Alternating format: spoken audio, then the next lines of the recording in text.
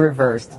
So it's a lot of what's been found is already there. But the thing that we are working with Jay Bhattacharya, the new NIH director, on with, as well as Secretary Kennedy, is looking at the gain of function research that, in the case of the Wuhan lab, as well as many of these other biolabs around the world, was actually U.S. funded and leads to this dangerous kind of research that, in many examples, has resulted in either a pandemic or some other major health crisis. Well, let me ask you specifically, because we already know that EcoHealth Alliance was partnering with this Wuhan lab to do gain of function research. That's right. We just have never been able to have somebody say, and it was that exact experiment that led to this COVID bug.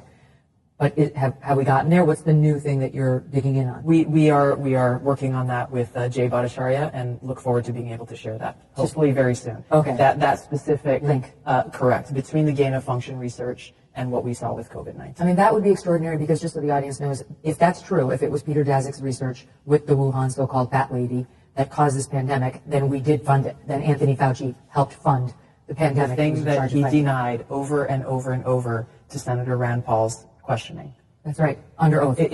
Under oath, exactly. So is it any wonder that he sought a preemptive pardon for anything during a certain period of time by President Biden before he left office? And then strong-armed and smeared people like Dr. Jay Bhattacharya, anybody who came out and said, I don't know if that's natural. This actually smacks of lab.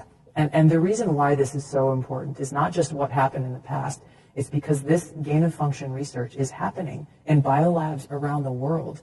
I got attacked, and I think you saw this. We've probably talked about it on your show before, when I warned against U.S.-funded biolabs in Ukraine when the Russia-Ukraine war kicked off for this very reason. Who knows what kinds of pathogens are in these labs, and if released, could create another COVID-like pandemic. And for that, I was called a Russian asset. You're, trumpeting Putin's talking points, all of this nonsense, simply for speaking the truth and stating facts that, by the way, are still on U.S. Embassy Ukraine's website today about how the U.S. has funded these biolabs in Ukraine.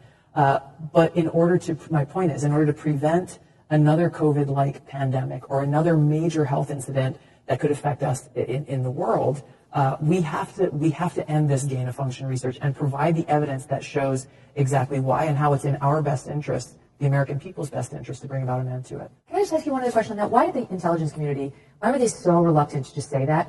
Under Joe Biden, it was split. The FBI eventually said, well, we kind of think it was a lab. The Department of Energy said lab. But then the other agencies were like, no, we think more natural origin, long past the point when it did not look like natural origin. They tested 80 or 90,000 animals. They never found this version of the virus. So what was going on with the intel community? It's a good question, and I don't have a specific answer to it, but I want to point to the contrast of how, in some cases, they are very unwilling to come to express a view or a certain opinion on something, and in other cases, even if they don't have decisive or conclusive evidence per se, they're very quickly to come to an assumption. This gets to the real heart of the challenge here, and the problems that we've seen is the politicization of intelligence to meet a certain objective or to influence a certain policy.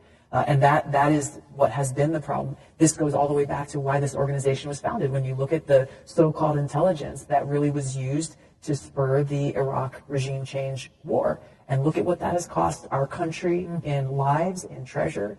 Look at what it's cost the world. Look at what Iraq is today, now essentially a proxy of Iran.